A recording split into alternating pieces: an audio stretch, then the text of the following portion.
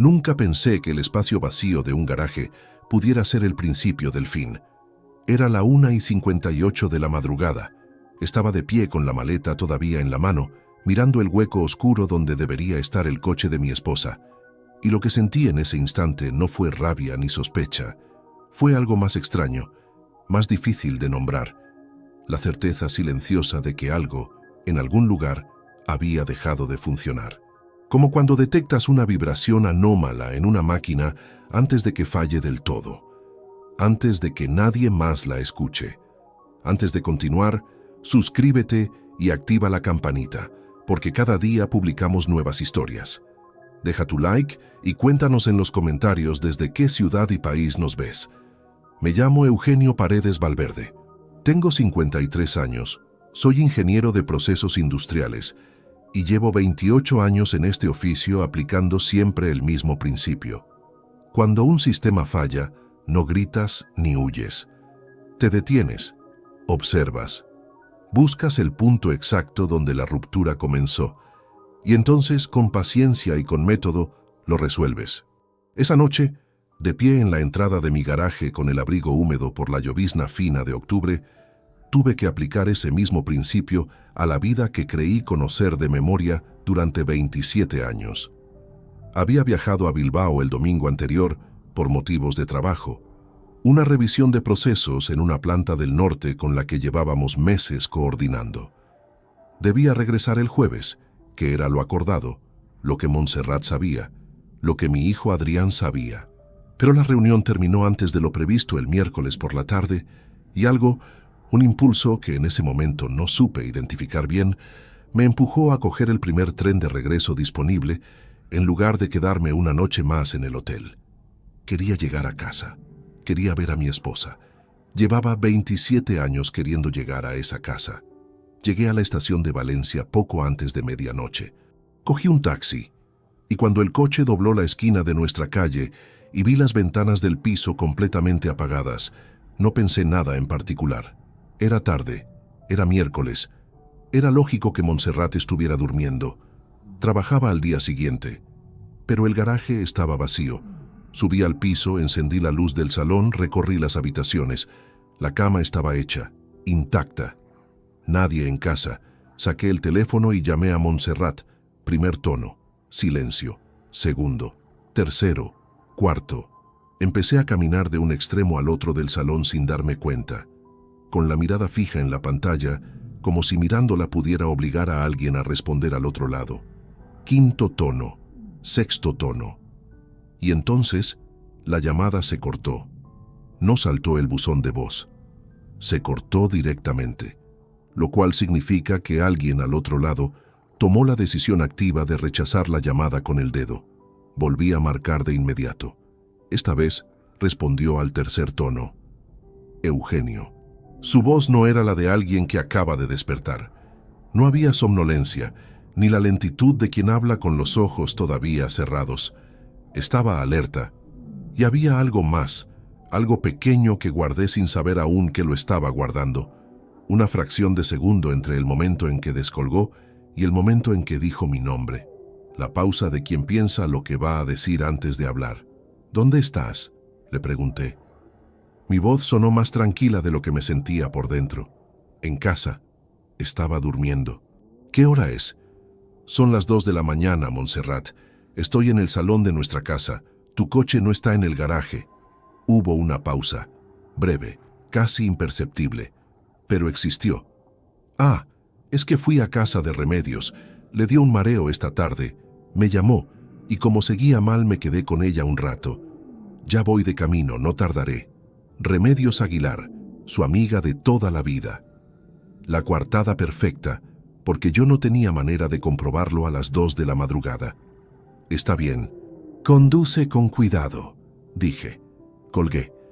Me senté en el sofá y me quedé mirando el cuadro que cuelga frente a nosotros en el salón.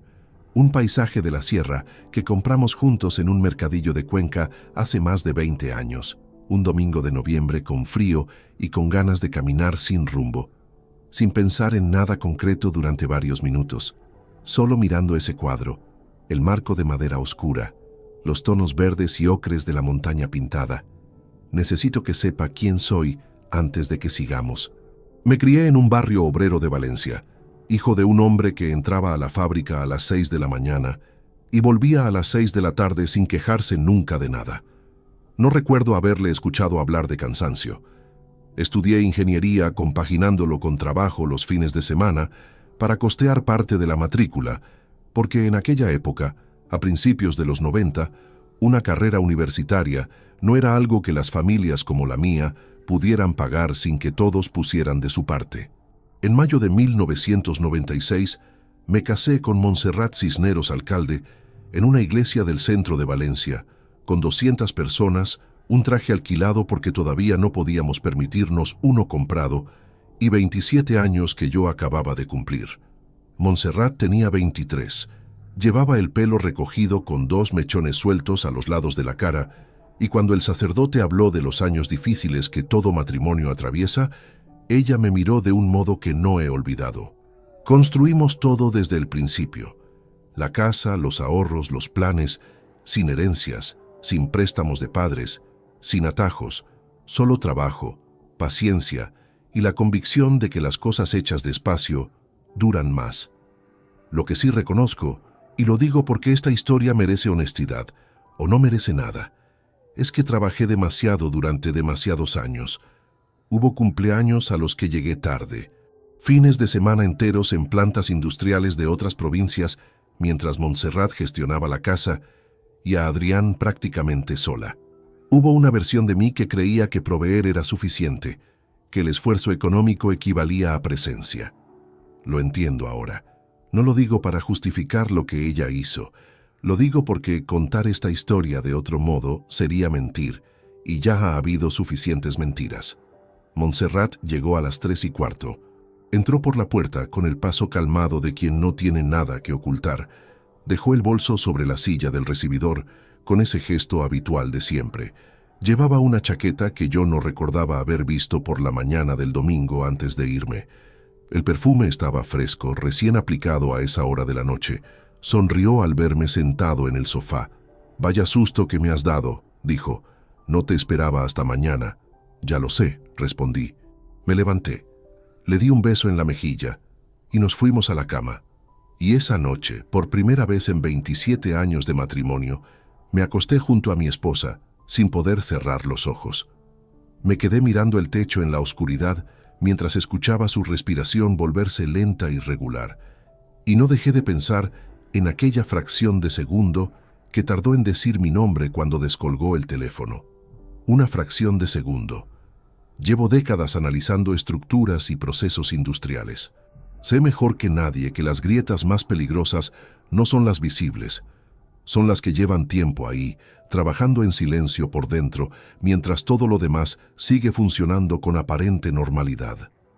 Aquella grieta llevaba tiempo en mi vida. Y yo, aquella noche, acababa de mirarla de frente por primera vez. Los días que siguieron a aquella noche de miércoles, los viví con la expresión de siempre y el mismo paso de siempre por los pasillos de la casa. Montserrat preparaba el desayuno a las 7:30. Yo me duchaba, ella se iba al trabajo a las 8:15 y todo continuaba con la puntualidad mecánica de un hogar que lleva décadas funcionando en el mismo horario. Nadie mirando desde fuera habría notado ninguna diferencia. Pero yo observaba, no de manera evidente, no con la actitud del marido herido buscando confirmación de lo que ya sospecha. Lo hacía de la forma en que he aprendido a observar sistemas a lo largo de 28 años de profesión, sin interferir en el proceso, registrando datos, dejando que la máquina funcione para ver dónde exactamente aparece la anomalía. Un ingeniero de procesos no detiene la planta entera porque detecta una vibración inusual en un rodamiento.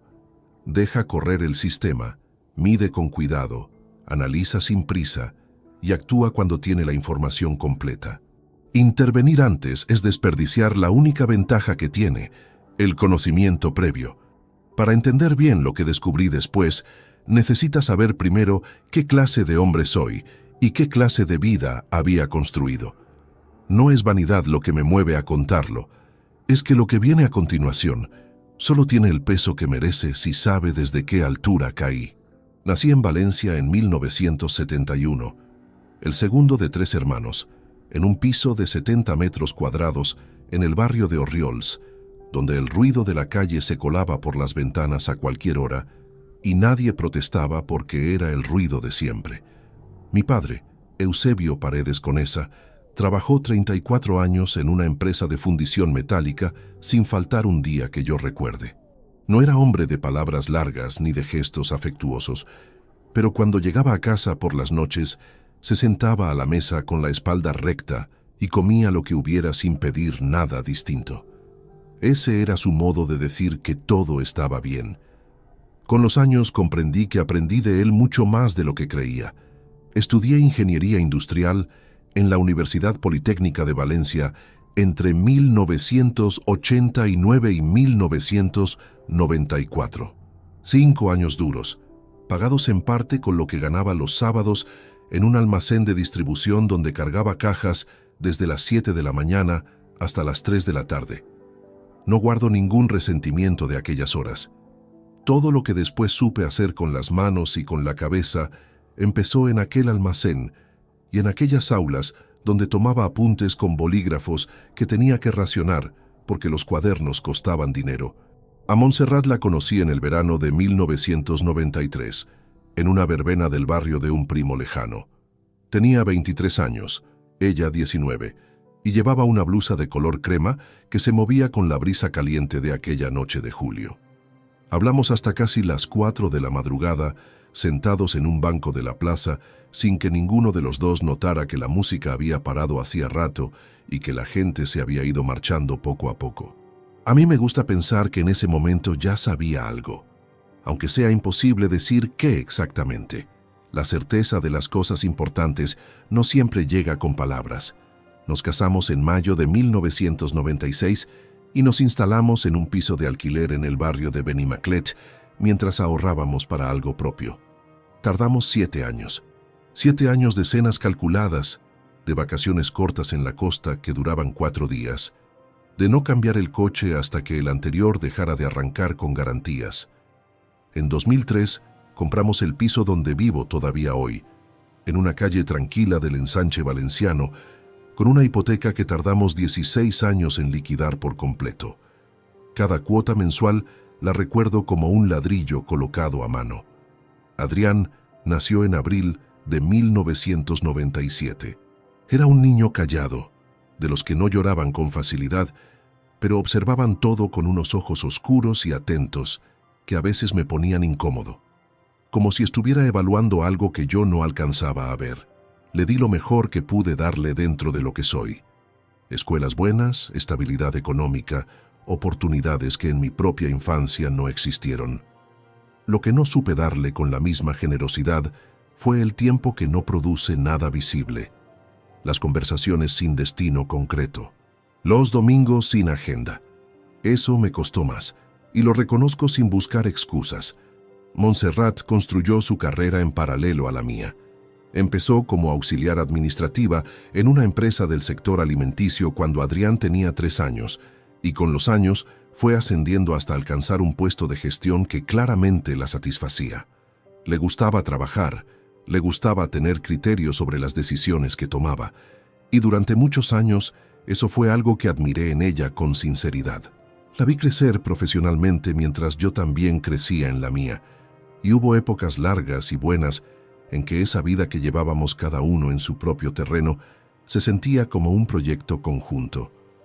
2 estructuras distintas sosteniendo el mismo edificio. Eso creí yo durante 27 años, lo que fui guardando sin ser del todo consciente de ello durante aquellos primeros días tras mi regreso de Bilbao fueron detalles pequeños, dispersos, que por separado no significaban nada concreto. El jueves por la tarde, por ejemplo, Montserrat llegó a casa con una bolsa de la compra y la dejó en la cocina antes de ir directamente al cuarto de baño a lavarse las manos, algo que no formaba parte de su rutina habitual cuando llegaba del trabajo. El viernes por la mañana la escuché hablar por teléfono en voz baja desde la habitación con la puerta entornada, y cuando entré a buscar mi reloj, la llamada terminó en ese mismo instante. Era una cosa del trabajo, dijo con la mirada ya puesta en otra dirección. no había preguntado nada, y que se sintiera obligada a explicar algo que nadie había cuestionado era en sí mismo una información. Guardé también la imagen del recibidor aquella noche de miércoles, el bolso dejado sobre la silla con ese gesto que intentaba parecer habitual, la chaqueta que no recordaba haber visto antes de irme a Bilbao el domingo, el perfume que a las 3 de la madrugada estaba más vivo que apagado. Detalles que aislados no demuestran nada. Detalles que organizados en una secuencia empiezan a describir una estructura. Hay algo que nunca he contado a nadie hasta ahora, y se lo digo porque esta historia merece toda la verdad o no merece ser contada. Durante aquellos primeros días, antes de tener una sola prueba tangible entre las manos, dormí con normalidad todas las noches. No por frialdad ni por indiferencia, sino porque algo en mí, sin que lo hubiera decidido de manera consciente, había activado ya el modo que conozco del trabajo: recopilación de datos, análisis sin interferencias, paciencia aplicada. El dolor llegaría después. Lo sabía con la misma certeza con que sé que una estructura sometida a tensión excesiva acaba cediendo. Pero primero, la información. Siempre primero la información. Lo que aún no sabía era cuánta información iba a encontrar, ni el precio exacto que iba a tener que pagar por ella. El sábado siguiente a mi regreso, Montserrat me dijo sin que yo lo preguntara que pasaría por casa de remedios a media mañana. La pobre sigue un poco floja. Le dije que la vería un rato. Asentí sin apartar los ojos del periódico que sostenía entre las manos, pero en cuanto la puerta se cerró, lo dejé sobre la mesa y me quedé mirando el techo durante un buen rato. Remedios Aguilar vivía sola desde que su marido falleció 4 años atrás, en un piso del barrio de Ruzafa. Montserrat la conocía desde el colegio, y a lo largo de los años la habíamos tenido en casa 2 o 3 veces en alguna cena o reunión familiar. Yo no tenía su número guardado, y no pensaba llamarla. Lo que sí hice fue reconstruir, con la exactitud que permite el silencio de una mañana sin nadie alrededor, cada detalle de la noche del miércoles. Montserrat había llegado a las 3:15. La chaqueta azul marino que llevaba era elegante, no el tipo de ropa que alguien elige para pasar la noche acompañando a una amiga con mareo. Los zapatos tenían los tacones limpios, sin el desgaste de quien ha caminado por la calle en una noche de octubre con llovizna intermitente. Y el perfume, ese perfume fresco a las 3 de la madrugada, no era el rastro de quien salió de casa por la tarde y regresa de madrugada. Era una aplicación reciente, de 1 hora antes como máximo. Ninguno de esos detalles por sí solo probaba nada. Juntos describían algo que yo todavía me resistía a nombrar. Hubo un instante aquella noche, justo cuando Montserrat apagó la lamparita de su lado sin decir nada más, en que la habitación quedó en silencio total y yo me concentré en ese silencio como quien escucha el interior de una pared buscando una grieta. La respiración de ella se fue acompasando con la lentitud de quien está realmente agotado. Eso también lo registré, porque quien ha estado fuera haciendo algo que no debe y sabe que ha pasado la noche a salvo, duerme con más facilidad que el que no ha hecho nada, pero empieza a sospechar. Yo no dormí. El lunes de esa semana, cuando Montserrat salió hacia el trabajo, revisé con calma el armario de su lado de la habitación. No busqué nada concreto, solo observé. La chaqueta azul marino estaba colgada entre otros 2 abrigos de temporada, como si siempre hubiera formado parte de ese espacio. Quizás lo hacía. Quizás yo simplemente había dejado de ver muchas cosas con los años, pero había algo más. En el estante superior, doblado con cuidado entre 2 jerseys de otoño, había un fular color burdeos que no reconocí, ligero, de seda o algo parecido. No tenía ninguna función práctica con las temperaturas que estábamos teniendo. Era un accesorio de interior, del tipo que se lleva en sitios con calefacción encendida, en mesas de restaurante o en salones de hotel. Lo toqué con 2 dedos, lo dejé exactamente como estaba y cerré el armario. Esa tarde, cuando llegué de la oficina, Montserrat preparaba la cena con música de fondo en el pequeño altavoz de la cocina. Una emisora de los 80 que ponía canciones que los dos conocíamos de jóvenes. En ese momento sonaba algo de Miguel Bosé, de una época en que esas melodías se escuchaban en el radiocasete del primer coche que tuve. Un Seat Panda blanco con el tapizado desgastado que me costó 300.000 pesetas de segunda mano y que consideré la mayor conquista de mi vida durante al menos un año. Me senté a la mesa de la cocina y la observé moverse por el espacio con la soltura de siempre. Hablamos de cosas sin importancia, una derrama aprobada en la comunidad de vecinos, un trámite pendiente del banco, si el jueves comería en casa. Conversaciones que no dejan ningún rastro en la memoria porque no necesitan dejarlo. Eso es la vida cotidiana de un matrimonio largo, el lenguaje de lo que no hace falta aclarar. Pero en un momento dado, mientras yo revisaba el correo encima de la mesa, el teléfono de Montserrat vibró sobre la encimera. Ella lo tomó con un movimiento rápido, leyó la pantalla un instante y lo colocó boca abajo sin responder ni decir nada. Siguió con lo que estaba haciendo. Dejé el correo. La miré. Ella no cruzó mi mirada. El gesto de poner un teléfono boca abajo después de ver la pantalla no es el gesto de quien recibe un mensaje del trabajo o de un grupo de amigos. Es el gesto de quien no quiere que la pantalla vuelva a iluminarse donde otra persona pueda verla. Una diferencia pequeña, pero real. Fui al baño antes de cenar, cerré la puerta con llave y me senté en el borde de la bañera durante 4 o 5 minutos sin pensar en nada ordenado. Solo estuve ahí, en ese borde de porcelana fría, mientras el grifo del lavabo goteaba con ese ritmo lento e irregular que llevaba meses diciéndonos que había que llamar al fontanero y que ninguno de los dos había llegado a hacer. Luego me lavé la cara con agua, me miré en el espejo, el tiempo justo, y salí. La cena transcurrió con normalidad. Hablamos de Adrián, que ese fin de semana vendría a comer. Montserrat dijo que prepararía lentejas, que eran las favoritas del chico desde pequeño. Yo dije que bien, que me parecía buena idea, y lo decía en serio, en cierta forma, porque todavía había en mí una parte que quería que todo siguiera siendo exactamente como había creído que era. Esa parte fue haciéndose más pequeña cada día que pasó. Lo que ocurrió el jueves de esa misma semana transformó mis sospechas en algo que ya no podía seguir llamando de ese modo. Y lo encontré por accidente, en el lugar más improbable, en el momento en que menos lo buscaba. Estaba sacando ropa de la lavadora esa tarde, una tarea que hacía con frecuencia desde que Montserrat empezaba a quedarse más horas en el trabajo, cuando noté que entre sus prendas había algo que no encajaba. Un pañuelo de papel doblado que había sobrevivido al ciclo de lavado entero y seguía siendo reconocible. Lo saqué sin pensar, lo estiré por inercia, y dentro, escrito con tinta todavía visible a pesar del agua, había un número de teléfono y una letra, una R. Me quedé de pie junto a la lavadora con el pañuelo húmedo entre los dedos durante un tiempo que no supe medir. Podía escuchar la calle por la ventana entreabierta, un camión de reparto frenando en la esquina de abajo, el ladrido breve de un perro 2 bloques más allá. La habitación olía a suavizante y a ropa mojada, y yo seguía ahí parado, mirando una inicial escrita a mano en ese papel que mi esposa había metido en el bolsillo de un pantalón y olvidado sacar antes de ponerlo a lavar. Fotografié el pañuelo con el teléfono. Lo doblé exactamente como estaba.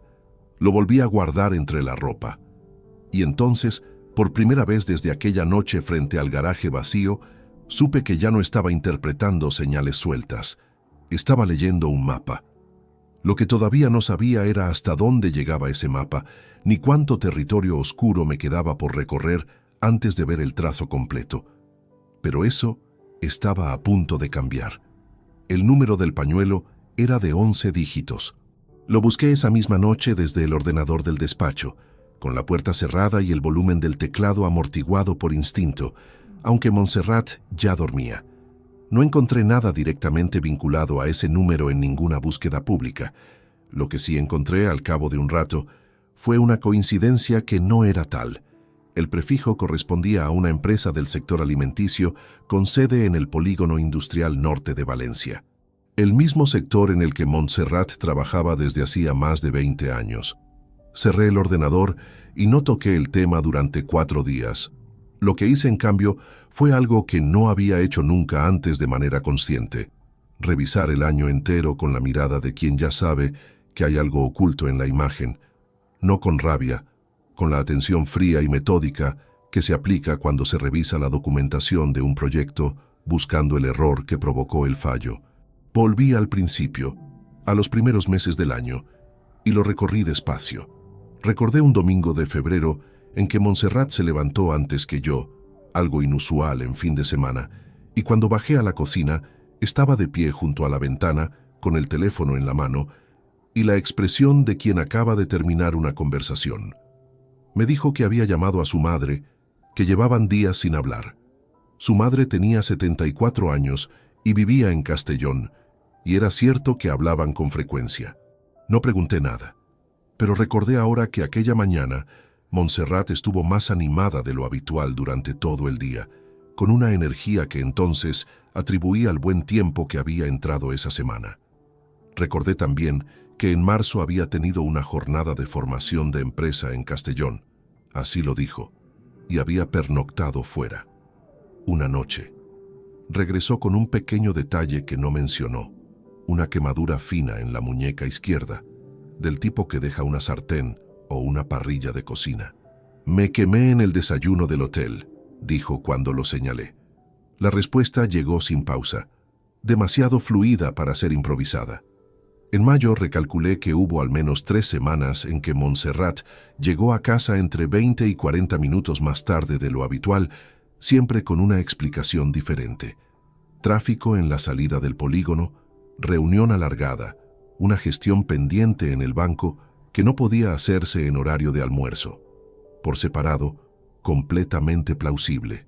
En conjunto, una alteración de patrón que yo, en ese momento, no había detectado porque no estaba buscando nada. El ingeniero que soy lleva décadas entendiendo que los sistemas no fallan de golpe. Fallan de manera progresiva, con señales previas que nadie lee porque nadie espera leerlas. Un compresor que va a fundirse lleva semanas produciendo una vibración distinta antes de colapsar. Una tubería que va a reventar muestra variaciones de presión días antes. El problema no es que las señales no existan. El problema es que solo son legibles cuando ya sabes lo que buscas. Ahora sabía lo que buscaba. Fue un miércoles de esa misma semana cuando encontré la segunda prueba tangible. No en la lavadora esta vez, sino en el armario del recibidor donde Montserrat guardaba los abrigos de temporada que no usaba a diario. Estaba buscando el paraguas de repuesto que siempre teníamos ahí colgado, porque el tiempo había empeorado a media tarde.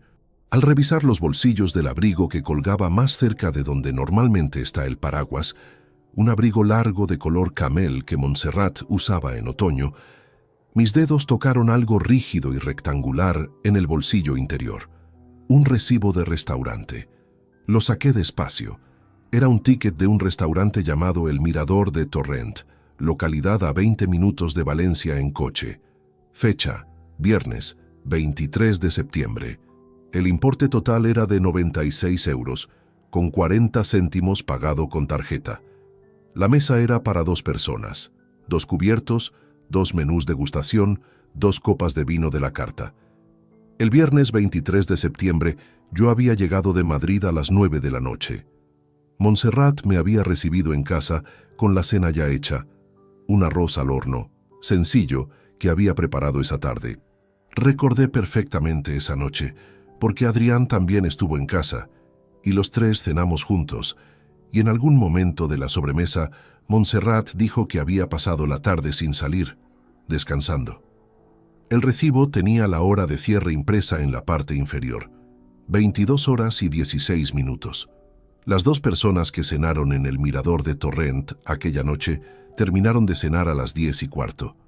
Montserrat estaba en casa con el arroz puesto a las 9 y pico, cuando yo llegué.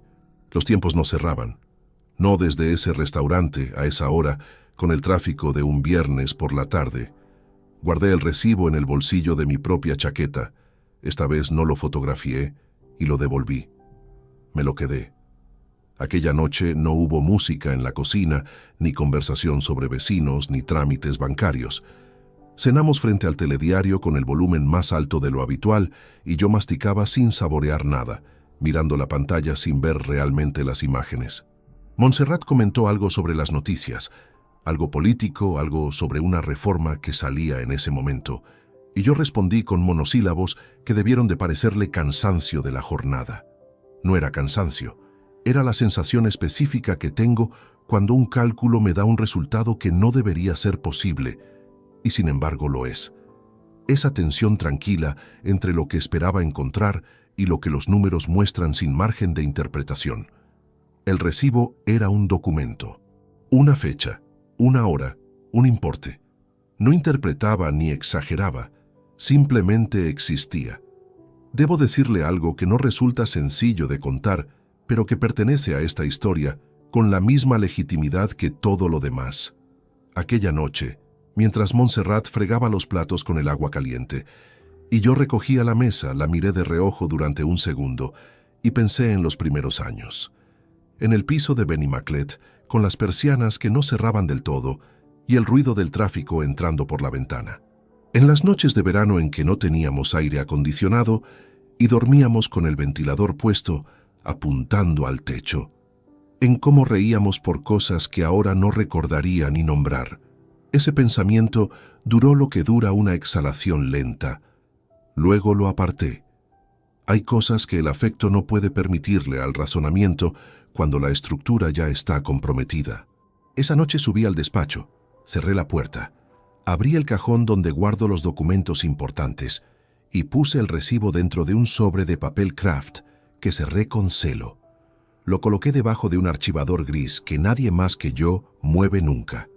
2 pruebas físicas, un número de teléfono, una inicial escrita a mano y la certeza, ya sin fisuras, de que esto era solo la superficie de algo mucho más hondo. El número de teléfono del pañuelo me acompañó durante 5 días antes de que hiciera algo concreto con él. No por indecisión, sino porque necesitaba hacerlo bien. Marcar ese número desde mi propio teléfono habría sido un error irreparable. Si alguien respondía y reconocía mi voz, o simplemente veía mi nombre en la pantalla, perdería el único elemento que tenía a mi favor en ese momento. La ventaja de quien sabe sin que el otro sepa que sabe. Lo que hice fue más sencillo y más frío de lo que esperaría de un hombre que lleva 27 años construyendo una vida con alguien. Un martes por la mañana, antes de salir hacia la oficina, entré en una estafeta de correos del centro y compré una tarjeta SIM de prepago en efectivo, sin registro de nombre, sin vinculación a ninguna cuenta. La metí en un teléfono viejo que tenía guardado en el cajón del despacho desde hacía 3 años. Uno de esos modelos básicos de los que ya casi nadie usa, y esa misma tarde, aparcado en el interior del garaje de la empresa con el motor apagado, marqué el número. Respondieron al segundo tono, una voz de hombre, 40 y pocos años, quizás menos, el tono de quien está acostumbrado a recibir llamadas de trabajo. Sí, eso fue todo. Colgué sin decir nada. Me quedé con el teléfono en la mano mirando el parabrisas durante un buen rato. El garaje de la empresa tiene una iluminación de tubo fluorescente que siempre ha producido un zumbido constante de fondo, casi imperceptible pero constante, y ese zumbido era lo único que existía en ese momento mientras procesaba lo que acababa de escuchar. Una voz, un hombre, un número que Montserrat había guardado escrito a mano en un pañuelo de papel metido en el bolsillo de su pantalón. Al día siguiente, con ese mismo teléfono de prepago, envié un mensaje de texto al número. Solo 4 palabras. ¿Eres de Alimentaria Norval? Era el nombre del grupo empresarial donde trabajaba Montserrat, un detalle que yo conocía bien y que cualquier persona ajena habría ignorado por completo. La respuesta llegó 40 minutos después. Sí, soy del departamento técnico. ¿Quién es? No respondí. Pero ya tenía algo. Un hombre. Departamento técnico. La misma empresa. Y una inicial. R. Busqué en la página web corporativa de Alimentaria Norval esa misma noche. La sección de contacto institucional no listaba empleados por departamento, lo cual era esperable. pero en la sección de proyectos recientes, en un dossier en formato PDF que nadie había pensado en retirar, aparecían los nombres de los responsables técnicos de una instalación nueva que la empresa había puesto en marcha el año anterior. 4 nombres. Uno de ellos empezaba por R. Rodrigo Illescas Venegas, ingeniero técnico industrial, responsable de procesos del nuevo módulo de producción norte, 44 años, según la fecha de graduación que figuraba en el mismo documento. Formado en la misma disciplina que yo, aunque en una universidad distinta. Llevaba, según la ficha del proyecto, 4 años trabajando en Alimentaria Norval. 4 años. Montserrat llevaba más de 20 en esa empresa. Había conocido a Rodrigo Illescas en algún momento de los últimos 4 años, dentro de esa empresa, probablemente en alguna reunión de coordinación entre administración y el área técnica. El tipo de reunión a la que Montserrat asistía con regularidad por su cargo. El tipo de entorno donde las personas se ven con frecuencia, comparten objetivos comunes y la familiaridad crece de manera gradual y casi invisible. Entender el mecanismo no lo hacía menos real, al contrario. Imprimí la página del dossier en la impresora del despacho, recorté la sección con el nombre y la fecha y la guardé en el mismo sobre de papel craft donde estaba el recibo del restaurante. 2 documentos, una línea que los unía. Lo que sentí en ese momento no fue rabia. Lo preciso para que entienda bien lo que cuento, no fue rabia. Fue algo parecido a cuando terminas de calcular la carga máxima que puede soportar una viga, y el resultado confirma que la estructura lleva tiempo trabajando por encima de su límite. No sorpresa, confirmación, y con la confirmación, la obligación de actuar con más precisión todavía, no con menos. Esa semana Montserrat me preguntó un jueves por la noche si me encontraba bien. Lo dijo mientras yo leía sentado en el sillón del salón, con la mirada fija en el libro, pero sin haber pasado una página en 20 minutos. «Estás muy callado estos días», añadió. «Es el trabajo», respondí. «Tenemos una revisión de protocolo importante el mes que viene y hay mucha documentación que revisar». Ella asintió. «No te quedes muy tarde en el despacho». «No, esta noche no». Y eso fue todo. Montserrat se fue al cuarto de baño y yo volví al libro sin leer nada. Pensé con una frialdad que todavía hoy me resulta extraña en mí mismo, que la conversación que acabábamos de tener era perfectamente intercambiable con 100 conversaciones anteriores. Que si alguien hubiera grabado ese salón sin saber nada de lo que yo ya sabía, habría visto exactamente lo que se supone que debe verse en un matrimonio de 27 años, 2 personas que comparten un espacio con la comodidad sin aristas de la costumbre larga. La diferencia era que una de las 2 personas en ese salón sabía que la comodidad era una escenografía, y la otra todavía creía que era la vida real. Guardo un recuerdo de Montserrat de los primeros años que me viene a la mente en los momentos más inesperados, y ese jueves por la noche apareció sin que lo llamara. Estábamos en el piso de Benimaclet, tendríamos quizás 2 años de casados, y ella había pasado la tarde reorganizando la cocina sin decirme nada. Cuando llegué del trabajo me encontré con que había cambiado el orden de todos los armarios. Había comprado unos botes de cerámica para las especias y había colgado una foto de los 2 en la pared junto a la ventana, en un marco que había pintado ella misma de verde oscuro. Me dijo que le había parecido que la cocina necesitaba ser más nuestra y menos del anterior inquilino. Y tenía razón. Y me pareció el gesto más sensato y más bonito del mundo. Ese recuerdo me duró lo que tarda una vela en apagarse con la ventana abierta. Lo apagué yo mismo, antes de que me hiciera daño, porque hay momentos en que el afecto es el peor consejero posible. El viernes siguiente tomé una decisión que no había terminado de madurar hasta ese instante. No iba a hacer nada por mi cuenta a partir de ahí. No más búsquedas en internet, no más teléfonos de prepago, no más recibos guardados en sobres que solo yo sabía que existían. Lo que tenía era suficiente para saber que la situación era real. Pero no era suficiente para actuar con las garantías que la situación requería, y yo no podía permitirme actuar sin garantías. Necesitaba a alguien de confianza, alguien que supiera moverse en terrenos donde yo no tenía ni formación ni herramientas. Y necesitaba que ese alguien fuera una sola persona, no dos, no tres. Una. Tenía en mente a esa persona desde hacía días. Solo había estado esperando el momento en que la decisión ya no admitiera más demora. Ese momento había llegado. El lunes siguiente, a las 8:30 de la mañana, marqué el número de Lorenzo Campillo Herrera desde mi teléfono personal. Habíamos estudiado juntos en la universidad, habíamos perdido el contacto durante unos años y lo habíamos recuperado a principios de los 2000, cuando un asunto de compraventa me llevó hasta su despacho por recomendación de un conocido común. Desde entonces nos veíamos 4 o 5 veces al año. Comíamos juntos de vez en cuando, y yo le tenía la confianza discreta y sólida que se le tiene a alguien que conoce lo suficiente de tu vida para que su silencio valga algo real. Descolgó al cuarto tono. Lorenzo, necesito verte, pronto, y con discreción. Hubo una pausa breve al otro lado. Lorenzo Campillo no era hombre de reacciones ruidosas. Esta tarde puedo. A las 6:30 en el despacho. Entra por la puerta de la calle lateral. Allí estaré. Colgué. Me levanté del sillón donde había hecho la llamada, fui a la cocina, puse el café que no había tomado todavía esa mañana y mientras esperaba a que la máquina terminara, miré por la ventana el trozo de calle que se ve desde ese ángulo.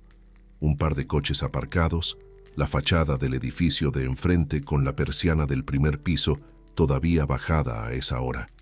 Una vida entera puede caber en una ventana de ese tamaño si la miras con suficiente atención. El problema es que durante demasiado tiempo yo había mirado sin ver. Eso también estaba a punto de cambiar.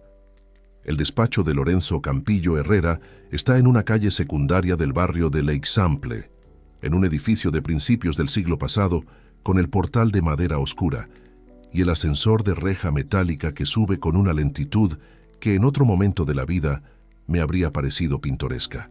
Esa tarde a las 6:25 esperé en la sala de espera con el abrigo todavía puesto y los documentos dentro de una carpeta de cartón que había comprado esa misma mañana. El recibo del restaurante, la hoja con el nombre de Rodrigo Illescas, el número anotado a mano en un papel aparte. Lorenzo salió a recibirme personalmente. 57 años, el pelo entrecano, la misma constitución sólida de cuando estudiábamos juntos, aunque con algo más de peso en los hombros que entonces. Me estrechó la mano sin decir nada todavía, y me hizo pasar a su despacho con la puerta cerrada antes de que su secretaria pudiera escuchar nada. «Cuéntame», dijo simplemente. Le conté durante 40 minutos.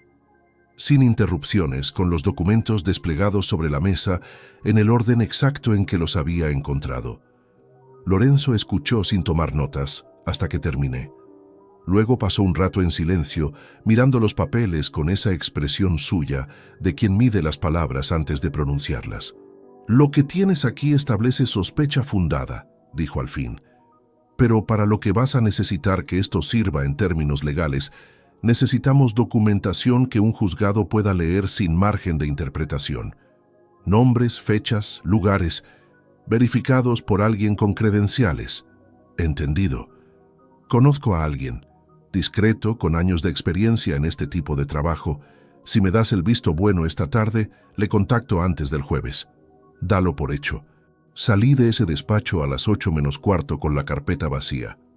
Lorenzo se había quedado con copias de todo, y el peso específico de quien acaba de cruzar un umbral que no tiene vuelta atrás. Hasta esa tarde, lo que tenía eran sospechas documentadas por mí mismo, sin ningún marco legal que las respaldara.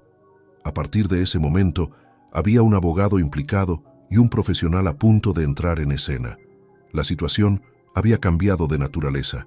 Llegué a casa a las 8:15. Montserrat estaba en el salón con la televisión encendida y la cena preparada en la cocina. Me preguntó cómo había ido el día. Le dije que bien, que había tenido una reunión larga. No mentía del todo. Fueron 4 días los que pasaron entre aquella tarde con Lorenzo y lo que encontré el viernes siguiente. 4 días de rutina sostenida, con una precisión que me sorprendía a mí mismo.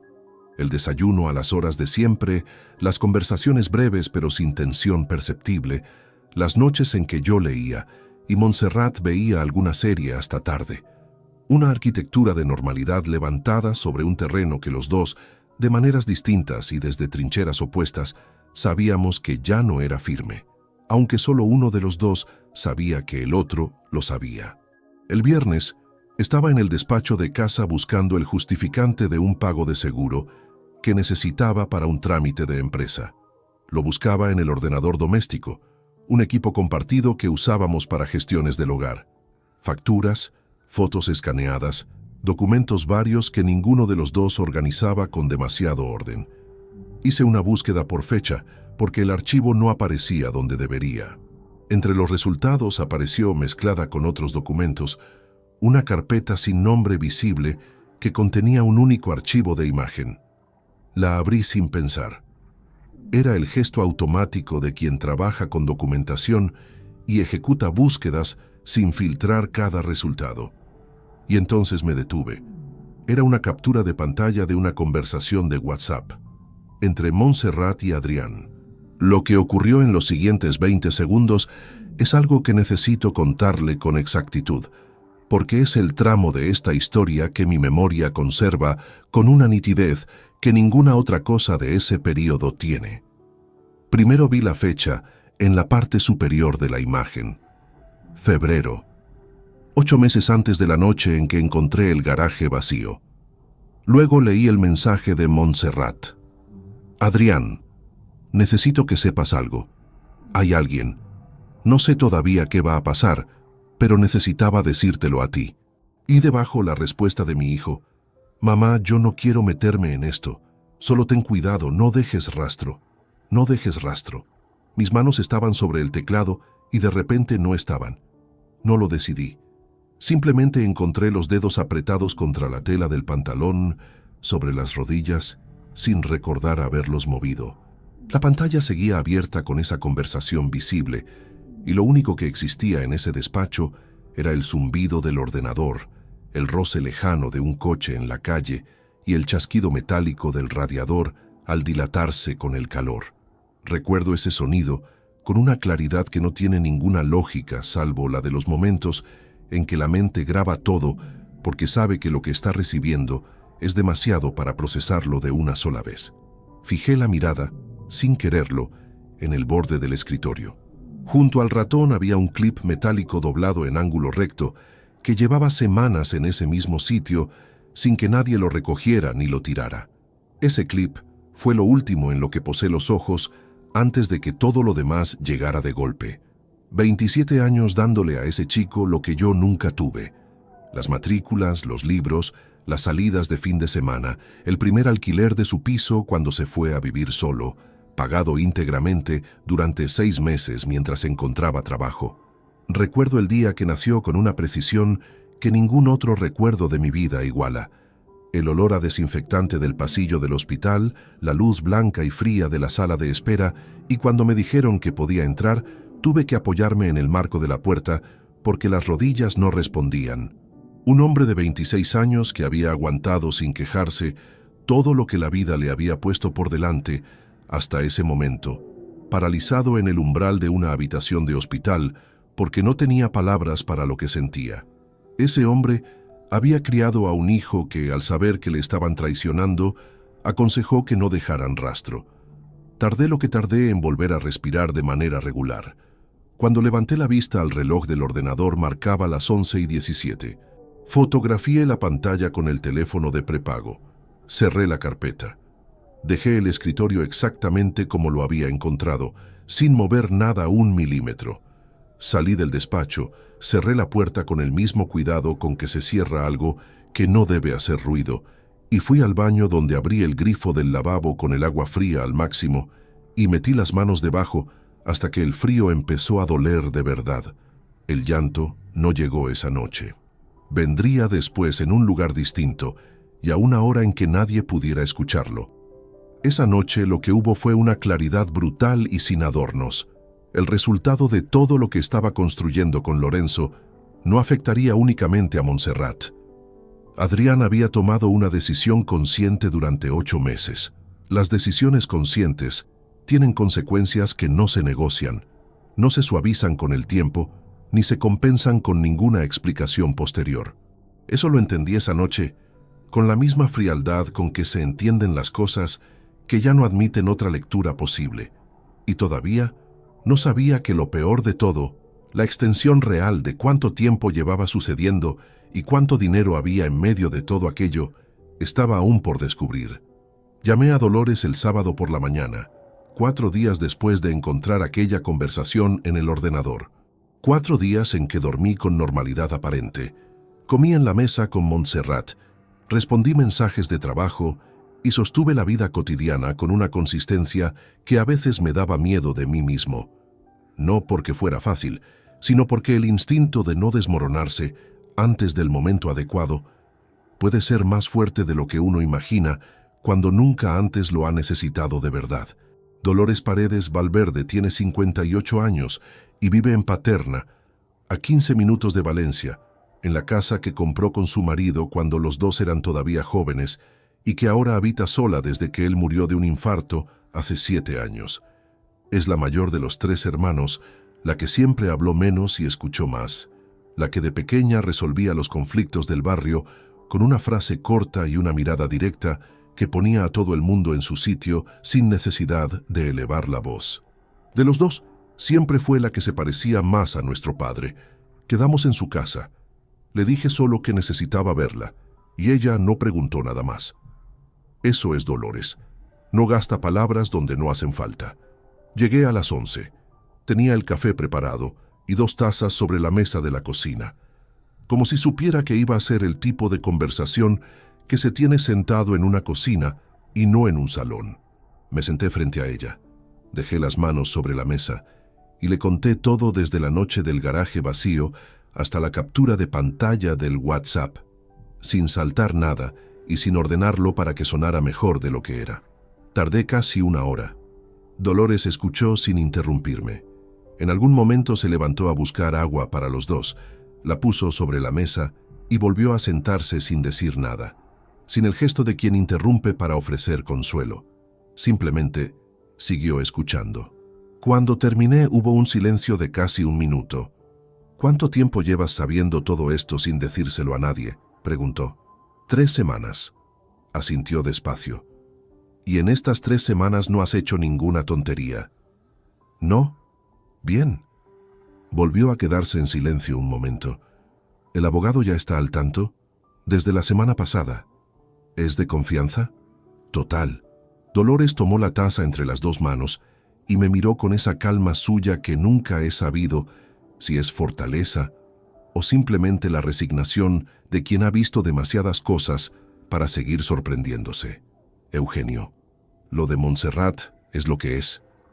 Pero lo de Adrián... Dejó la frase incompleta durante un momento. Lo de Adrián es lo que más te está pesando. Y tiene razón en pesarte. Fue en ese instante, al escucharla nombrarlo en voz alta de ese modo tan directo, cuando algo que había mantenido comprimido durante semanas enteras se dio sin aviso previo. No lloré de manera ruidosa ni dramática. Fue algo más contenido y por eso mismo más difícil. Los ojos que se llenan de repente, la mandíbula que se aprieta por reflejo, ese esfuerzo específico de quien no quiere que se note y ya no puede impedirlo. Dolores no dijo nada. Tampoco hizo ningún gesto de los que la gente hace cuando no sabe qué hacer. Solo siguió ahí, con las manos alrededor de la taza, y eso fue suficiente. A veces la presencia sin adornos es la única forma real de acompañar. Tardé quizás 3 minutos en recuperar la compostura. Bebí agua, respiré, y cuando volví a hablar lo hice con la voz más estable de lo que esperaba. No puedo perdonarle que no me dijera nada, dije. No tienes por qué. Dolores lo dijo sin vacilar, sin suavizar el filo de la frase. Una cosa es no meterse en el matrimonio de los padres. Eso lo entiendo. Otra cosa muy distinta es aconsejarle a tu madre que no deje rastro. Eso es tomar partido, y quien toma partido sabe lo que hace. Estuvimos en esa cocina hasta pasada la 1 del mediodía. Hablamos de lo que venía, de los pasos con Lorenzo, de lo que significaba tener pruebas legalmente sólidas frente a lo que significaba actuar sin ellas. Dolores tenía una claridad práctica sobre los procesos legales que siempre me había sorprendido en alguien que nunca estudió derecho. Lo había aprendido a la fuerza durante los meses que siguieron a la muerte de su marido, resolviendo sola una herencia con más aristas de las que nadie esperaba.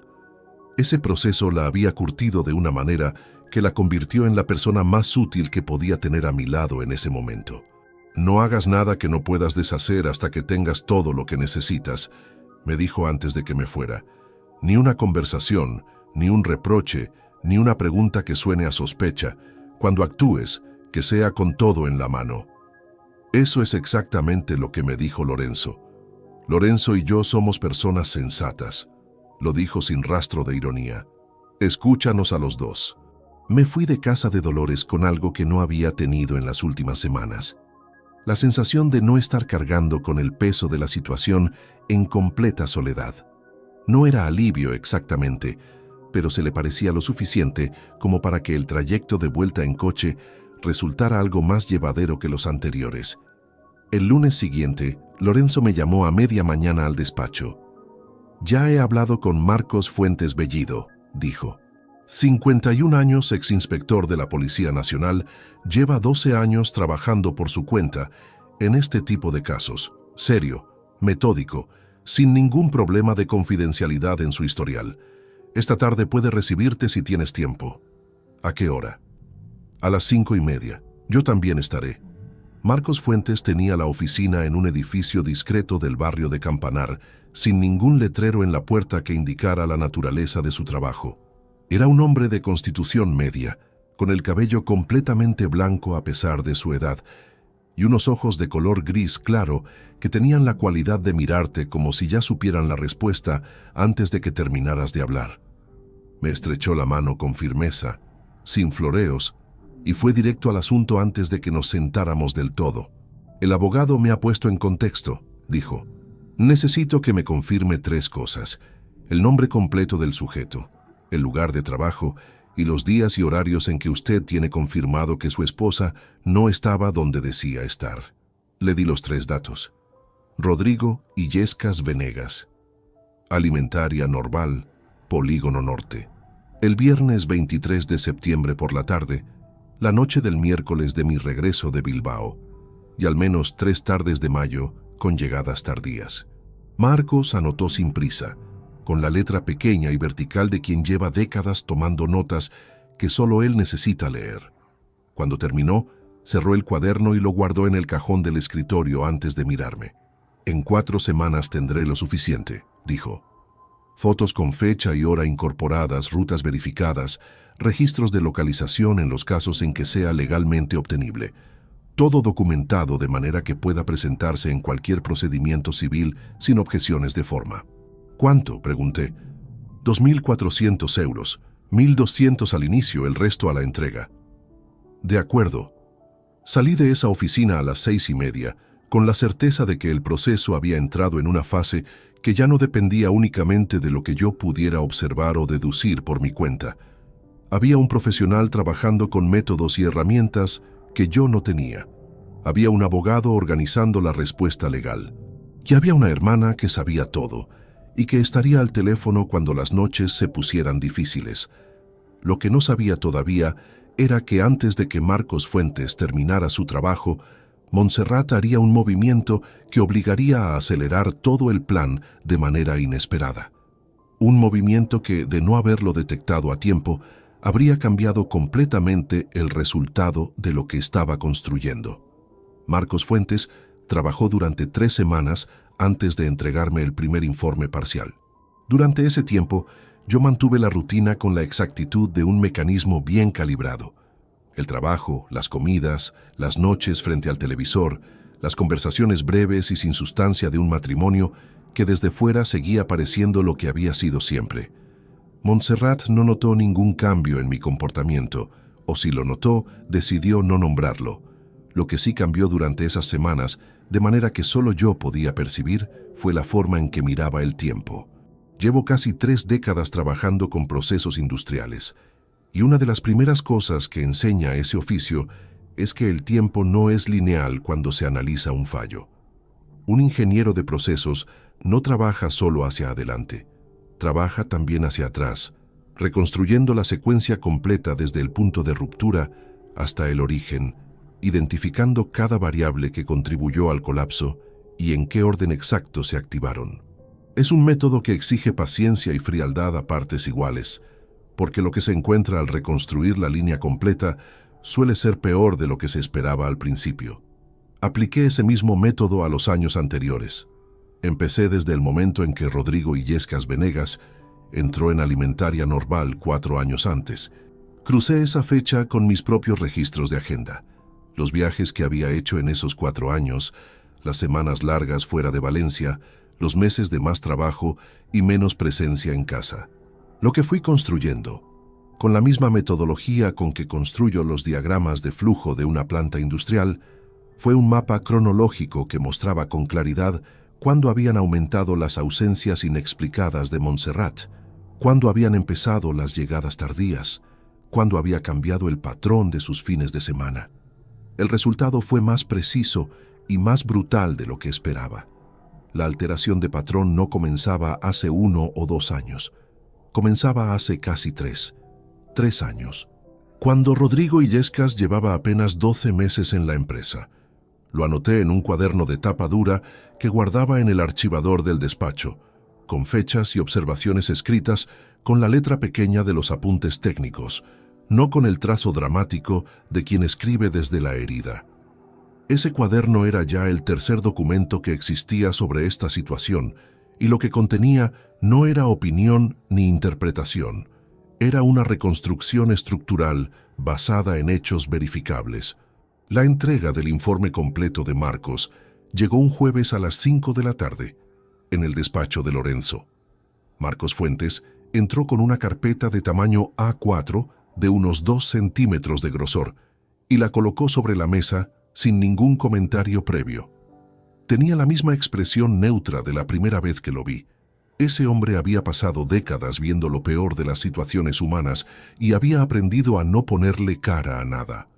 La carpeta contenía 87 páginas, fotografías con fecha y hora incorporadas en el margen inferior, Rodrigo Illescas y Montserrat saliendo juntos del aparcamiento de Alimentaria Norval en coche de él en 14 ocasiones distintas a lo largo de 6 semanas.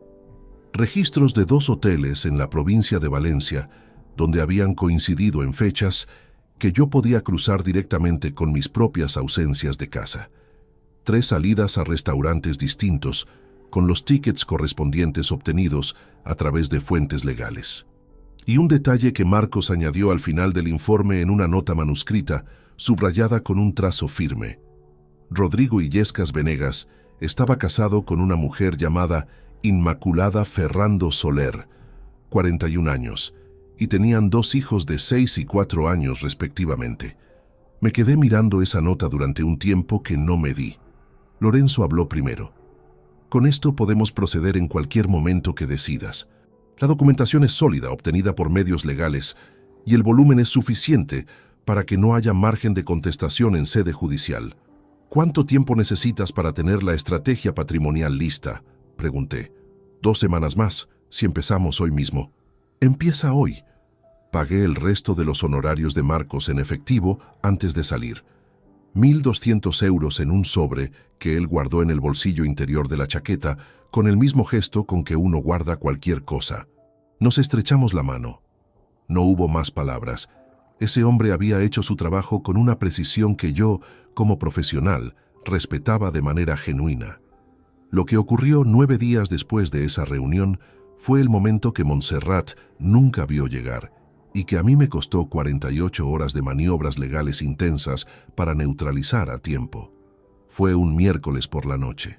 Montserrat llegó a casa con un sobre del banco entre las cosas del bolso, lo dejó sobre la mesa del salón sin decir nada, y durante la cena mencionó, con el tono de quien habla de algo administrativo y sin mayor importancia, que había estado pensando en reorganizar las cuentas conjuntas. Con lo que está pasando con los tipos de interés, Igual tiene sentido mover parte del fondo común a un depósito a plazo a su nombre. Solo el fondo de ahorro, nada más, para que rinda algo. Lo dijo mientras recogía el plato, sin mirarme directamente. Déjame revisarlo, respondí. Ya miramos los números juntos esta semana. Ella dijo que bien, que no había prisa, y cambió de tema con naturalidad. Pero yo ya había escuchado lo que necesitaba escuchar. Esa noche, pasadas las 11, cuando Montserrat llevaba media hora dormida, fui al despacho y llamé a Lorenzo al móvil. Descolgó al tercer tono, lo cual significaba que no dormía. Le expliqué lo que Montserrat había mencionado en la cena. Lorenzo no respondió de inmediato. Cuando lo hizo, su voz tenía la concentración específica de quien acaba de cambiar de marcha. Dijo exactamente qué cuenta y qué importe. El fondo de ahorro conjunto. No especificó cifras. Ese fondo tiene actualmente 143.000 euros. Si realiza cualquier movimiento unilateral antes de que iniciemos el procedimiento, la recuperación se complica de manera significativa. Necesito que mañana a primera hora estés en mi despacho.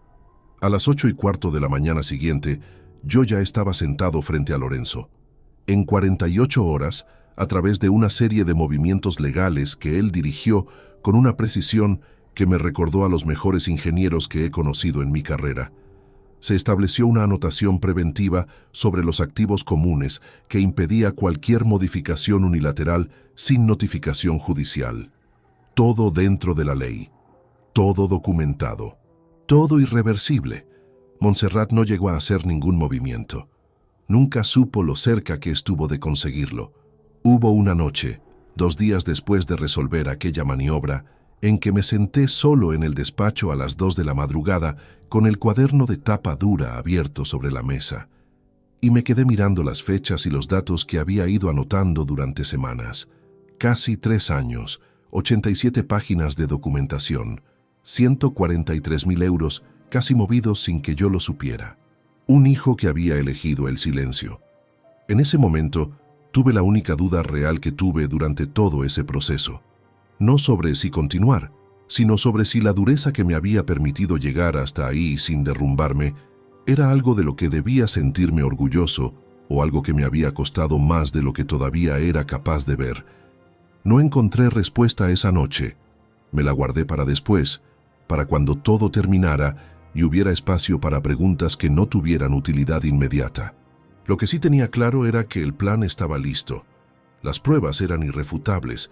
La protección patrimonial estaba en su lugar, y la fecha del confronto ya no dependía de ninguna variable externa. Dependía únicamente de mí. Elegí un viernes, no por ningún motivo simbólico ni porque el calendario tuviera alguna relevancia especial. Lo elegí porque era el día en que Adrián venía habitualmente a comer, lo cual significaba que podría tener a los dos en el mismo espacio sin necesidad de citarlos de manera que levantara sospechas. Un viernes corriente de noviembre, con el frío seco que tiene Valencia cuando el otoño ya ha terminado de instalarse y las calles huelen a tierra húmeda y a chimeneas encendidas en los pisos altos. Faltaban 10 días para ese viernes cuando tomé la decisión. Lorenzo ya tenía preparado el expediente completo, la documentación de marcos, el mapa cronológico que yo había construido, la anotación preventiva sobre los activos y el borrador del procedimiento de divorcio por ruptura de la buena fe matrimonial que podía presentarse en cualquier momento, con un margen de éxito que él calificó, con su habitual economía de palabras, de muy sólido. Todo en una carpeta azul de 2 anillas que descansaba en el archivador cerrado con llave de su despacho. ¿Quieres que yo esté presente?, me preguntó Lorenzo cuando le confirmé la fecha. Sí, como testigo y como abogado, necesito que todo lo que ocurra ese día tenga un marco legal desde el primer segundo. De acuerdo, llegaré media hora antes que ellos. Esos 10 días los viví con una calma que, vista desde fuera, debía de ser indistinguible de la normalidad más absoluta. Montserrat no notó ninguna diferencia. Adrián vino el viernes anterior. Comió con nosotros, habló de su trabajo, de una exposición que había visto con unos amigos, de que pensaba cambiar de coche antes de que terminara el año.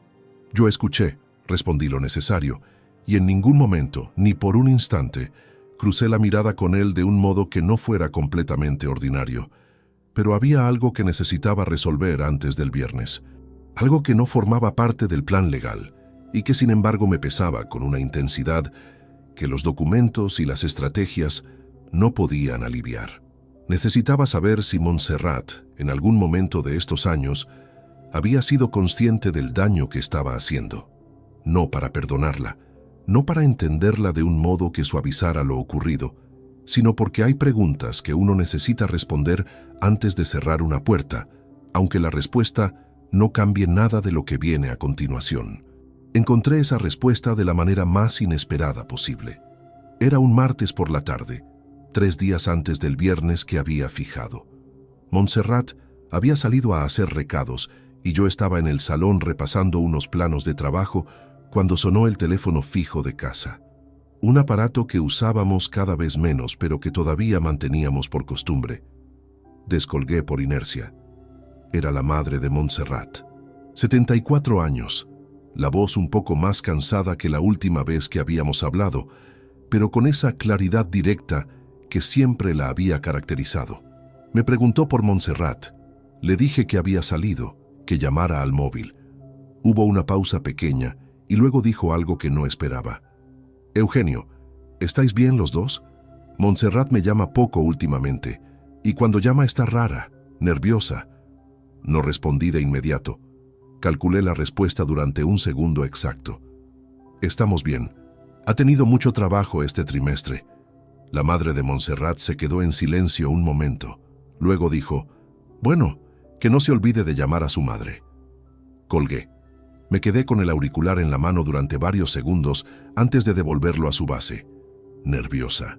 La propia madre de Montserrat lo había notado desde la distancia de Castellón, sin saber nada de nada. Lo que eso significaba era simple. Montserrat no estaba tan tranquila como aparentaba.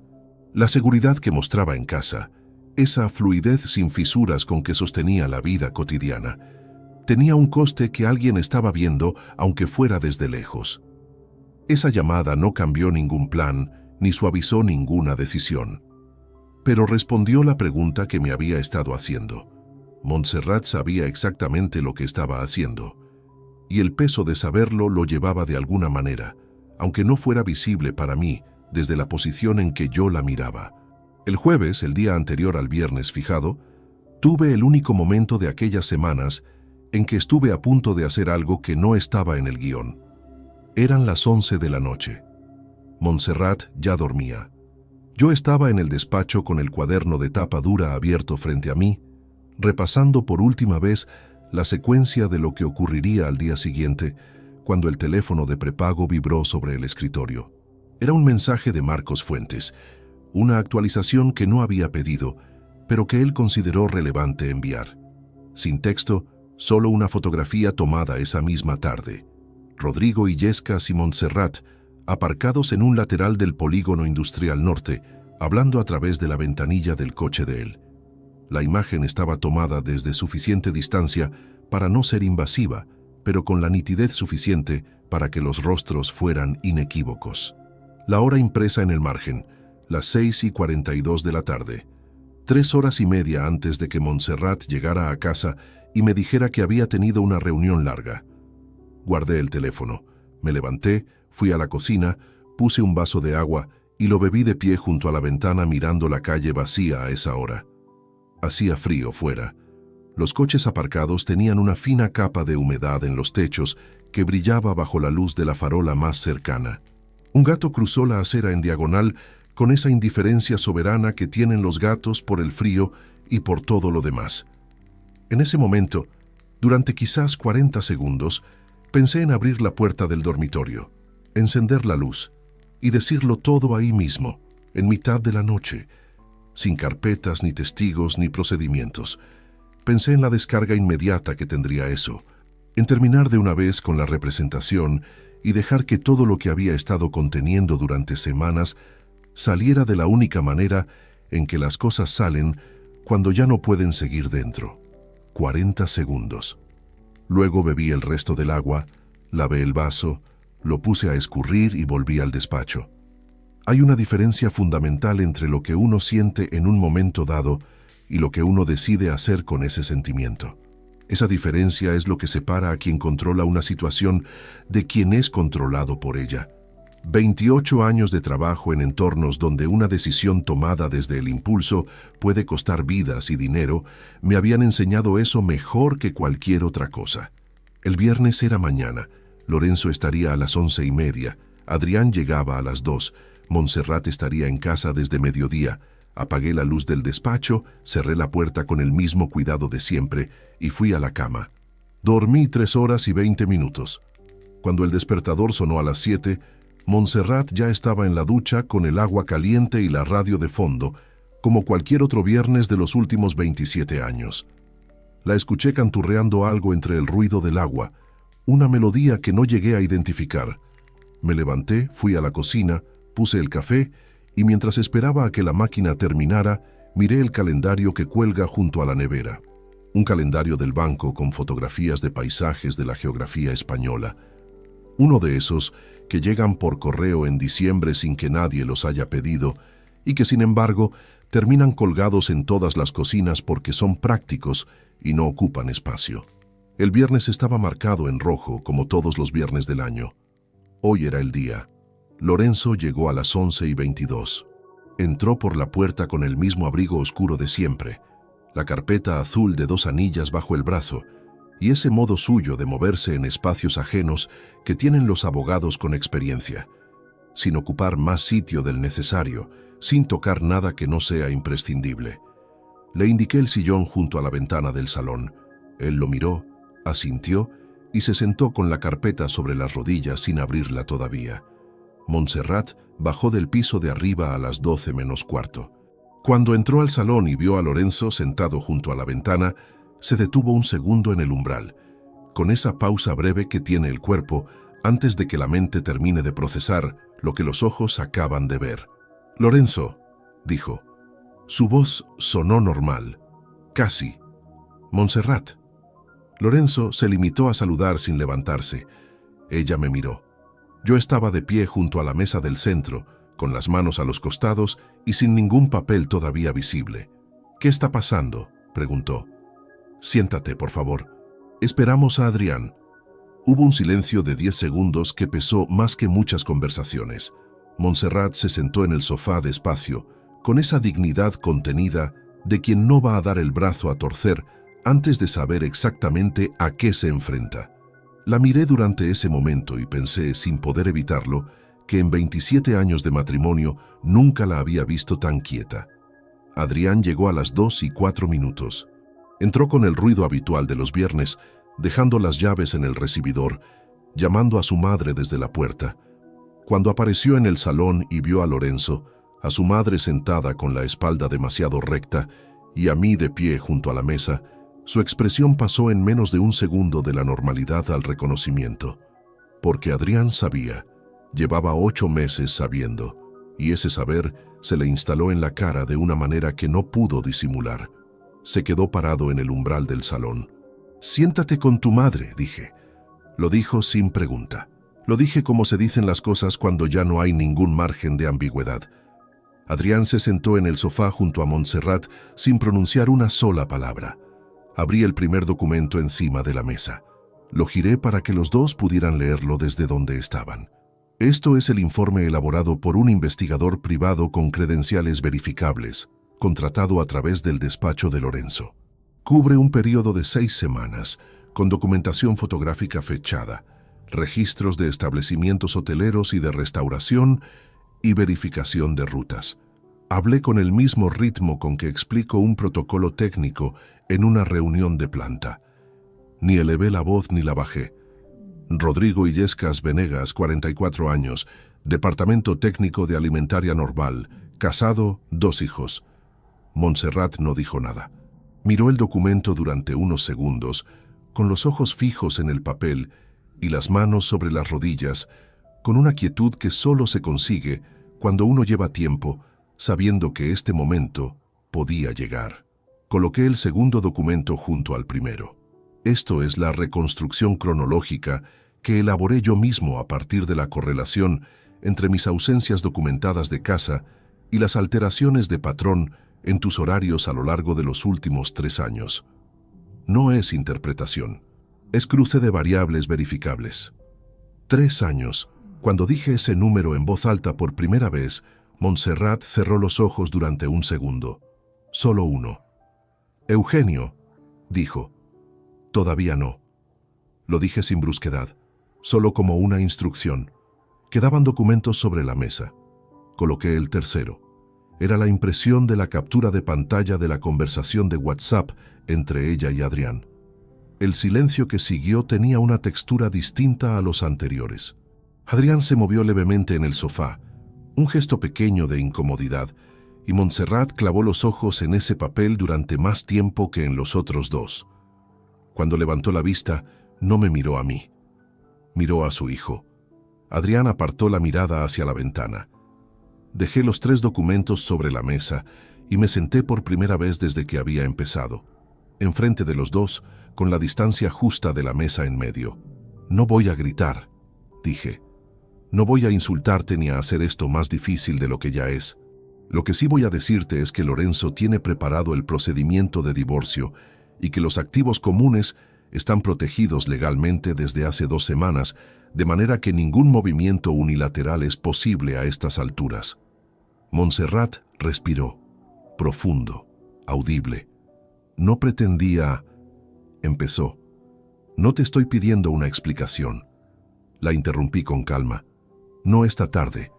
Habrá un procedimiento legal donde todo eso tendrá su lugar y su momento.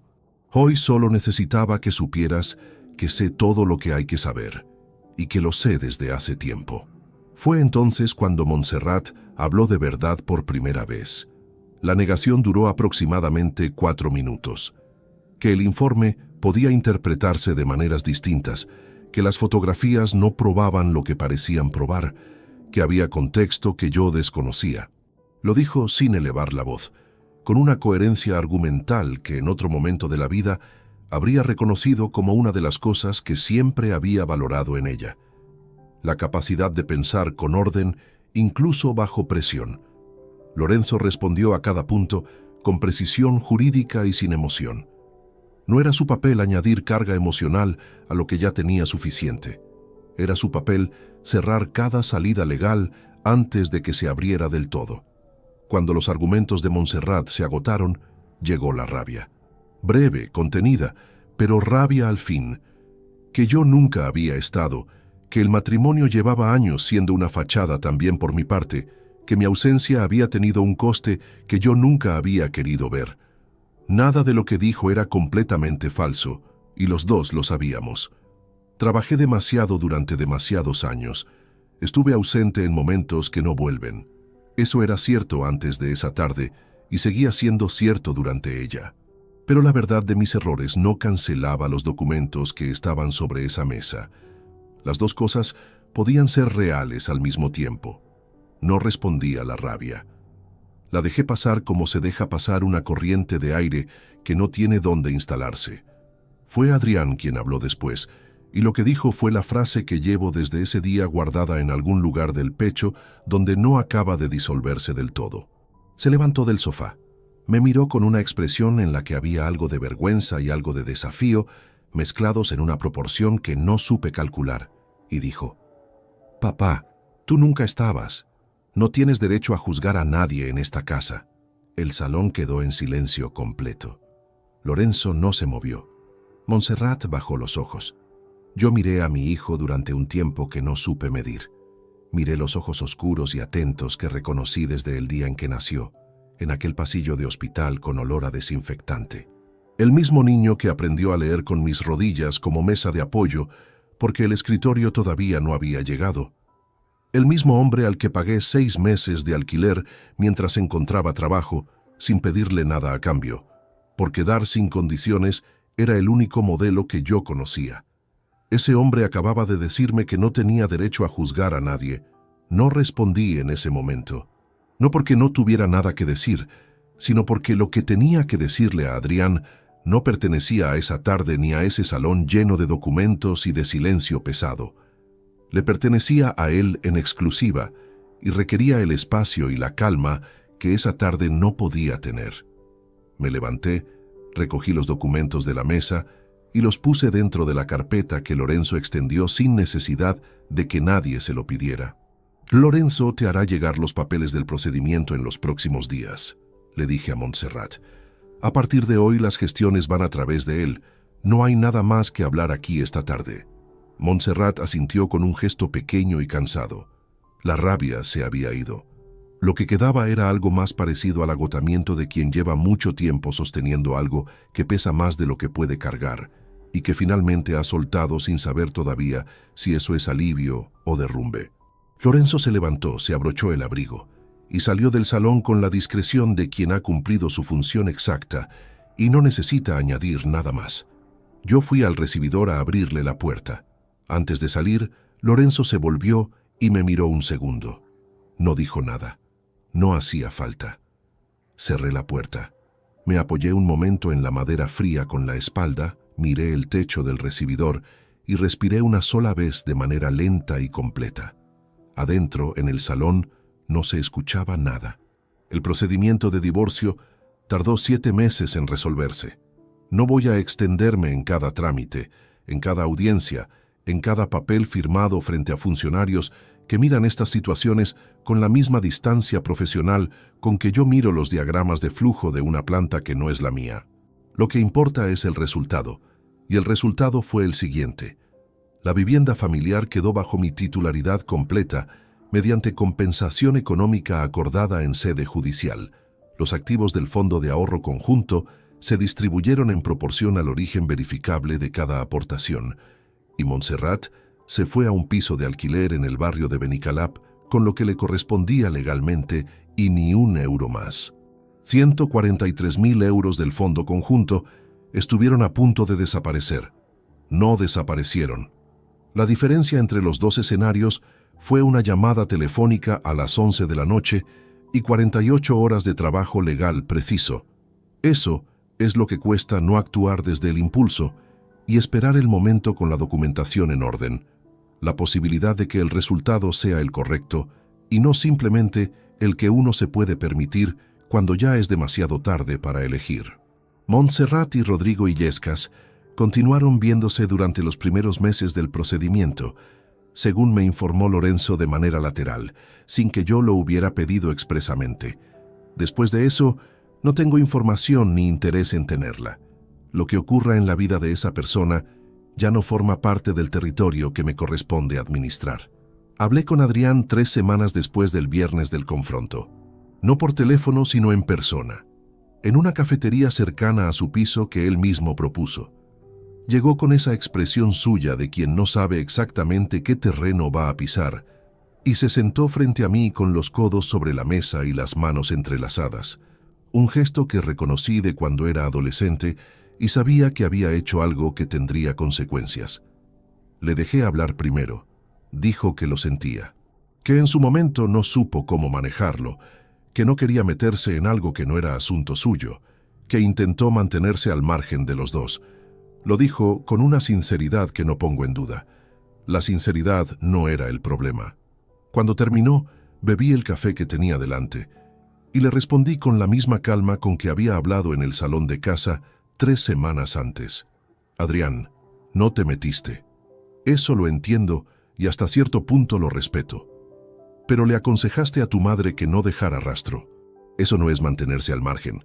Eso es tomar una decisión activa en favor de alguien y en contra de otro, en contra de mí. Y lo hiciste durante 8 meses sin decirme una sola palabra. Él no respondió de inmediato. Miró la taza. Y lo que dijiste en el salón, continué, que yo nunca estaba, que no tenía derecho a juzgar a nadie. Puede que tengas razón en parte. Trabajé demasiado y estuve menos presente de lo que debía. Eso es verdad, y lo asumo. Pero nadie me dio la oportunidad de saber que había algo que corregir. Nadie. Ni tu madre ni tú. Me dejasteis fuera de una realidad que me afectaba directamente y encima me lo reprochasteis cuando dejé de estarlo. Adrián levantó la vista. En sus ojos había algo que no era rabia ni defensiva. Era el peso específico de quien escucha algo que sabe que es cierto, y no encuentra la manera de rebatirlo sin mentirse a sí mismo. Le dije lo que había decidido con la misma claridad con que se comunican las cosas que no admiten negociación posterior. A partir de ahora, nuestra relación es la que tú quieras construir, si es que quieres construir alguna. No te deseo ningún mal. Eres mi hijo, y eso no cambia porque las personas no dejan de ser lo que son por decisión propia. Pero el apoyo económico que te he dado hasta ahora, el alquiler, las transferencias puntuales, cualquier respaldo financiero que hayas considerado disponible por defecto, termina hoy. No como castigo, como consecuencia. Tienes 26 años, trabajo y la capacidad de sostenerte solo. A partir de aquí te sostienes solo. Adriana sintió con un movimiento pequeño de cabeza. No protestó, y ese silencio me dijo más sobre su madurez real que muchas conversaciones anteriores. ¿Puedo llamarte?, preguntó después de un momento. Puedes llamarme. No voy a desaparecer de tu vida si tú no quieres que desaparezca. Pero la relación que tengamos de aquí en adelante va a ser la que construyamos los dos conscientemente, no la que existía por inercia y por costumbre. Eso se terminó. Salí de esa cafetería con el mismo paso con que entré, sin prisa, sin el alivio dramático que las películas asocian a estos momentos, sin ninguna sensación extraordinaria, solo la quietud específica de quien ha dicho exactamente lo que tenía que decir en el momento exacto en que tenía que decirlo. Me mudé al piso del ensanche 6 meses después de que Montserrat recogiera sus cosas.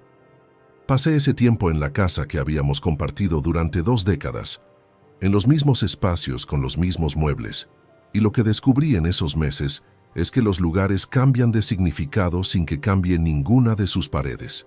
Una cocina donde 2 personas desayunaron durante 25 años es una cocina distinta cuando solo desayuna una. No peor necesariamente, distinta. El piso nuevo está en una calle más estrecha, con menos luz por la mañana, pero con una terraza que da al interior de la manzana, donde hay un jardín comunitario que no esperaba encontrar. La primera noche que dormí ahí, me desperté a las 3 con el silencio de un espacio que todavía no tiene sonidos propios.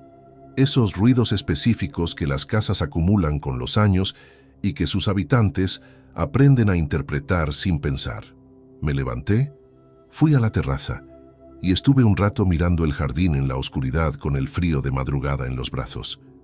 No pensé en nada concreto, solo estuve ahí. Dolores me visita cada 2 semanas. Comemos juntos, hablamos de cosas que no tienen que ver con nada de lo que cuento aquí, y en algún momento de la tarde siempre hay un silencio cómodo que ninguno de los dos necesita llenar. Eso es lo que vale una persona de confianza, que su presencia no requiera justificación. Adrián llamó por primera vez 6 semanas después de nuestra conversación en la cafetería. Una llamada breve, sin pretexto concreto, solo para saber cómo estaba. Respondí con la misma brevedad. Desde entonces llama cada 3 semanas aproximadamente. No hemos vuelto a hablar de nada de lo que ocurrió. Quizás algún día lo hagamos. Quizás no. Las relaciones que se construyen conscientemente tienen el ritmo que tienen, no el que uno querría que tuvieran. Lo que sí sé, y se lo digo porque es quizás lo único de esta historia que vale la pena llevarse, es esto. Durante 27 años creí que cumplir era suficiente. Que proveer, trabajar, garantizar estabilidad era la forma más completa de estar presente en la vida de las personas que quería. Lo que esta historia me enseñó, a un coste que nadie me va a reembolsar, es que la presencia no se mide en facturas pagadas ni en hipotecas liquidadas. Se mide en los momentos sin agenda que yo sistemáticamente pospuse porque siempre había algo más urgente que atender. No lo digo para absolverme de nada. Lo digo porque si hay alguien escuchando esto que reconoce en su propia vida ese mismo patrón, todavía a tiempo de cambiarlo, entonces contar todo esto habrá servido para algo más que soltar un peso propio. El garaje de la casa del ensanche está vacío todavía. No porque no haya tenido tiempo de llenarlo, sino porque he aprendido tarde pero con claridad suficiente que los espacios vacíos no son siempre un problema que hay que resolver. A veces son simplemente espacio. Y el espacio, cuando uno ha pasado décadas sin tenerlo, es exactamente lo que necesita. Aquella noche de octubre, de pie con la maleta en la mano frente a ese garaje oscuro, pensé que el vacío era una señal de algo que faltaba. Tenía razón, aunque no de la manera que creía. Lo que faltaba no estaba en ese garaje. Llevaba años faltando en lugares que yo no había sabido mirar con suficiente atención. Ahora miro, y por primera vez en mucho tiempo, lo que veo es suficiente. Si esta historia te ha gustado, apóyanos con un like, suscríbete al canal y déjanos tus opiniones en los comentarios. Para escuchar la siguiente historia, haz clic en la caja que aparece a la izquierda. Gracias por acompañarnos.